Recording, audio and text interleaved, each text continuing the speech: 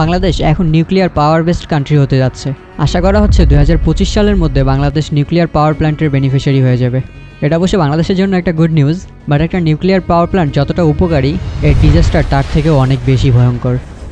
একটা পাওয়ার প্ল্যান্টের ডিজাস্টার কতটা ভয়াবহ হতে পারে চলেন এটাই জানার ট্রাই করি 1986 সালের 26শে এপ্রিল ঘটে যাওয়া একটা সত্য ঘটনার সাহায্যে, যা হিউম্যান হিস্ট্রিতে দ্য চার্নোবিল ডিজাস্টার নামে পরিচিত।